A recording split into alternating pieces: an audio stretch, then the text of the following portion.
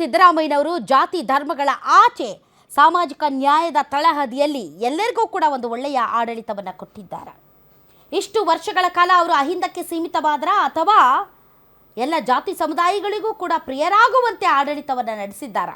ಸಿದ್ದರಾಮಯ್ಯನವರಿಗೆ ಮತ್ತು ದೇವರಾಜ ಅರಸ್ ಅವರಿಗೆ ಸಾಮ್ಯತೆ ಇದೆಯಾ? ಹಾಗಾದರೆ ಯಾವ್ಯಾವ ಸಮುದಾಯಗಳಿಗೆ ಸಿದ್ದರಾಮಯ್ಯನವರು ಎಷ್ಟೆಷ್ಟು ಕೊಡುಗೆಗಳನ್ನು ಕೊಟ್ಟಿದ್ದಾರೆ ಮತ್ತು ಯಾವ್ಯಾವ ಸಮುದಾಯದ ಮುಖಂಡರುಗಳು ಏನೇನು ಹೇಳ್ತಾರೆ ಅನ್ನೋದಕ್ಕೆ ಇವತ್ತು ಮಾತಾಡೋದಕ್ಕೆ ನಮ್ಮೊಂದಿಗೆ ಅತಿಥಿಗಳಿದ್ದಾರೆ. ಬನ್ನಿ ಅವರನ್ನು ವೆಲ್ಕಮ್ ಮಾಡೋಣ. ನಮ್ಮೊಂದಿಗೆ ಇದ್ದಾರೆ ಲಿಂಗಾಯತ ಸಮುದಾಯದ ಮುಖಂಡರಾದಂಥ ವೀರೇಶ್ ಬೆಳ್ಳೂರ್ ಅವರು. ಸರ್, ತಮಗೆ ವಿಶೇಷ ಕಾರ್ಯಕ್ರಮಕ್ಕೆ ಸ್ವಾಗತ. ಅದೇ ರೀತಿ ಕುರುಬ ಸಮುದಾಯದ ಮುಖಂಡರಾದಂಥ ಮಂಜೇಗೌಡರು ಜಾಯ್ನ್ ಆಗಿದ್ದಾರೆ, ತಮಗೂ ಸ್ವಾಗತ. ಒಕ್ಕಲಿಗ ಸಮುದಾಯದ ಚಂದ್ರೇಗೌಡರು ಜಾಯ್ನ್ ಆಗಿದ್ದಾರೆ, ಚಂದ್ರೇಗೌಡರು ಸ್ವಾಗತ. ಇನ್ನು ಮುಸ್ಲಿಂ ಮುಖಂಡರಾದಂಥ ಫಾರೂಕ್ ಜಾಯ್ನ್ ಆಗಿದ್ದಾರೆ, ಫಾರೂಕ್ ಅವರೇ ತಮಗೂ ಕೂಡ ಸ್ವಾಗತ. ಮೊದಲನೇದಾಗಿ ಸರ್ ವೀರೇಶ್ ಸರ್, ಇದು ನಿಜಕ್ಕೂ ಕೂಡ ಕರ್ನಾಟಕದ ರಾಜಕಾರಣದ ಚರಿತ್ರೆಯಲ್ಲಿ ಒಂದು ಮಹತ್ವದ ಮೈಲಿಗಲ್ಲು. ಯಾಕೆ ಅಂತಂದರೆ ದೇವರಾಜ ಅರಸ್ ಅವರ ಪಾಲಲ್ಲಿ ಇದ್ದಂತಹ ಈ ಒಂದು ದಾಖಲೆಯನ್ನು ಇವತ್ತು ಸರಿಗಟ್ಟಿದ್ದಾರೆ. ಮುಂದಿನ ದಿನಗಳಲ್ಲಿ ಅದನ್ನು ಬ್ರೇಕ್ ಮಾಡ್ತಾರೆ ಸಿದ್ದರಾಮಯ್ಯನವರು. ಸೊ ಆಳ್ವಿಕೆ ನಡೆಸೋದು ಹೆಚ್ಚಲ್ಲ, ಯಾವ ರೀತಿ ಆಳ್ವಿಕೆ ನಡೆಸಿದ್ದಾರೆ, ಕರ್ನಾಟಕದ ಜನ ಇವರನ್ನ ಯಾವ ರೀತಿ ನೆನಪಲ್ಲಿ ಇಟ್ಕೊಳ್ತಾರೆ. ದೇವರಾಜ ಅರಸ್ ಅಂದ ತಕ್ಷಣ ಭಾಳಷ್ಟು ವಿಚಾರಗಳು ನಮ್ಮ ಕಣ್ಮುಂದೆ ಬರುತ್ತೆ. ನಾನು ಆಗಲೇ ಹೇಳಿದಾಗೆ ಭೂ ಸುಧಾರಣೆ ಆಗಿರ್ಬೋದು, ಉಳುವವನೇ ಒಡೆಯ ಆಗಿರ್ಬೋದು, ಅಥವಾ ಒಂದು ಒಂದು ಒಂದು ಋಣಮುಕ್ತ ಕರ್ನಾಟಕ ಆಗಿರಬಹುದು, ಮಲ ಹೊರುವಂಥ ಪದ್ಧತಿಯನ್ನು ನಿಷೇಧ ಮಾಡಿರೋದಾಗಿರ್ಬೋದು, ಹಾವನೂರು ಆಯೋಗದ ವರದಿಯನ್ನು ಜಾರಿ ಮಾಡಿರೋದಾಗಿರ್ಬೋದು, ಮತ್ತು ಭಾಳಷ್ಟು ಇದೆ ಸರ್. ನಿರುದ್ಯೋಗಿಗಳಿಗೆ ಸ್ಟೈಫಂಡ್ ಕೊಡೋದಾಗಿರ್ಬೋದು, ಮತ್ತೊಂದು ಕಡೆ ಸಾಮಾಜಿಕ ನ್ಯಾಯ, ಭಾಳಷ್ಟು ವಿಚಾರಗಳ ಬಗ್ಗೆ ನಾವು ಈಗಲೂ ಕೂಡ ದೇವರಾಜ ಅರಸ್ ಅವರನ್ನು ಎಸ್ಪೆಷಲಿ ಹಿಂದುಳಿದ ವರ್ಗಗಳ ಹರಿಕಾರ ಅಂತ ನೆನಪಿಸ್ಕೊಳ್ತೀವಿ.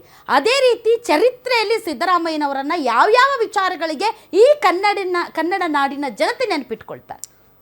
ಸಿದ್ದರಾಮಯ್ಯನವರು ಭಾಳ ಅತ್ಯಂತ ಬಡ ಕುಟುಂಬದಿಂದ ಬಂದವರು. ನಾವು ಹಿಂದೆ ಇದ್ದಂಥ ಬಹಳ ಮುಖ್ಯಮಂತ್ರಿಗಳು ನೋಡಿದಾಗ ಅವರಿಗೆ ಸ್ವಲ್ಪ ಯಾವುದೋ ಒಂದು ಬ್ಯಾಕ್ಗ್ರೌಂಡ್ ಇತ್ತು. ಹೀಗೆ ಸಾಮಾಜಿಕವಾಗಿ ಮತ್ತು ಆರ್ಥಿಕವಾಗಿ ಭಾಳ ಸ್ವಲ್ಪ ಮುಂದುವರೆದ ವರ್ಗದಿಂದ ಬಂದವರು. ಆದರೆ ಸಿದ್ದರಾಮಯ್ಯನವರು ಅತಿ ಕಡು ಬಡತನದಿಂದ ಬಂದಂಥವರು. ಬಡತನ ಅಂದರೆ ಏನು ಅಂತ ಅನುಭವಿಸಿದಂತಹ ವ್ಯಕ್ತಿ. ಮತ್ತು ಇವರು ಕರ್ನಾಟಕ ರಾಜ್ಯದಲ್ಲಿ ಅತ್ಯಂತ ಲಕ್ಕಿ ರಾಮಯ್ಯ ಅಂತ ಹೇಳಿ ಹೇಳ್ತೀವಿ, ಲಕ್ಕಿ ಪೊಲಿಟಿಷಿಯನ್ ಅವರು. ಆ್ಯಕ್ಚುಲಿ ಕಾಂಗ್ರೆಸ್ಸಿಗೆ ಬಂದ ಕೆಲವೇ ವರ್ಷಗಳಲ್ಲಿ ಮುಖ್ಯಮಂತ್ರಿ ಆದವರು. ಡಿ ಕೆ ಶಿವಕುಮಾರ್ ಅವರು 35 ವರ್ಷದಿಂದ ಇದ್ದರೂ ಕೂಡ ಅವರನ್ನು ಹಿಂದಕ್ಕೆ ತಕ್ಷಣ ಅವರು ಬಂದು, ಹೀಗಾಗಿ ಆಮೇಲೆ 17 ಬಾರಿ ಆಯವ್ಯವನ್ನು ಮಂಡಿಸಿ ಒಂದು ಇತಿಹಾಸವನ್ನು ಸೃಷ್ಟಿಸ್ತಕ್ಕಂಥವ್ರು. ಭಾಳ ಅವರ ಆಡಳಿತದ ಬಗ್ಗೆ ಎರಡು ಮಾತಿಲ್ಲ, ಖಂಡಿತ ದಕ್ಷ ಆಡಳಿತವನ್ನು ನಡೆಸ್ಕೊಂಡು ಬಂದವರು.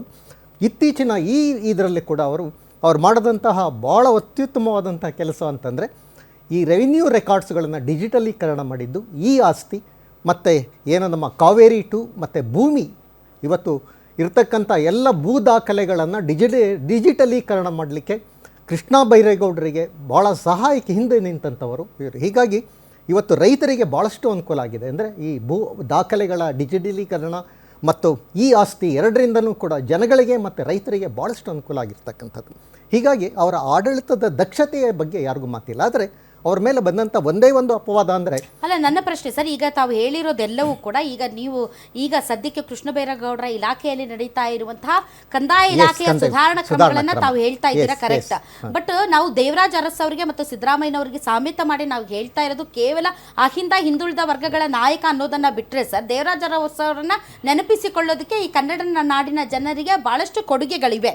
ಅದೇ ರೀತಿ ನಾನು ಕೇಳ್ತಾ ಇರೋದು, ಸಿದ್ದರಾಮಯ್ಯನವರನ್ನ ಕನ್ನಡ ನಾಡಿನ ಮುಂದಿನ ಜನರೇಷನ್, ನಮ್ಮ ಜನರೇಷನ್ ಜೊತೆಗೆ ಮುಂದಿನ ಜನರೇಷನ್ ನೆನಪಿಟ್ಟುಕೊಳ್ಳುವಂತಹ ಸಾಧನೆಗಳೇನು, ಅವರ ಕಾಲದಲ್ಲಿ ಆದಂತಹ ಸಾಧನೆಗಳೇನು? ಆಯ್ನೋ ದೇವರಾಜ ಅರಸ್ ಅವರ ಕಾಲಕ್ಕೂ ಮತ್ತು ಈಗಿನ ಕಾಲಕ್ಕೂ, ಈಗಿನ ರಾಜಕೀಯಕ್ಕೂ ಆಗಿನ ರಾಜಕೀಯ ಸ್ಥಿತಿಗತಿಗಳಿಗೂ ಭಾಳಷ್ಟು ವ್ಯತ್ಯಾಸ ಇದೆ. ಆದರೂ ಕೂಡ ಜನ ನೆನಪಿಟ್ಕೊಳ್ಬೇಕಲ್ಲ ಸರ್. ಅದು ಇವರು ಬಂದಂಥ ತಂದೆದ್ದು ಈ ಗ್ಯಾರಂಟಿ ಸ್ಕೀಮ್ಗಳಿಂದ ಭಾಳಷ್ಟು ಜನಗಳಿಗೆ ಅನುಕೂಲ ಆಯಿತು. ಖಂಡಿತ ಈಚೆಗೆ ಬಂದಂಥ ಗ್ಯಾರಂಟಿ ಸ್ಕೀಮ್ಗಳನ್ನು ಮತ್ತು ಈ ಸಾಮಾಜಿಕ ನ್ಯಾಯದ ಹಳೆಯ ಏನು ನಮ್ಮ ಸರ್ಕಾರದ ಏನು ಸ್ಕೀಮ್ಗಳಿತ್ತು ಅದನ್ನು ಭಾಳ ದಕ್ಷತೆಯಿಂದ ಅದನ್ನು ಜನಗಳಿಗೆ ತಲುಪುವಂತೆ ಮಾಡೋದರಲ್ಲಿ ಭಾಳ ಸಫಲರಾದರು ಸಿದ್ದರಾಮಯ್ಯನವರು.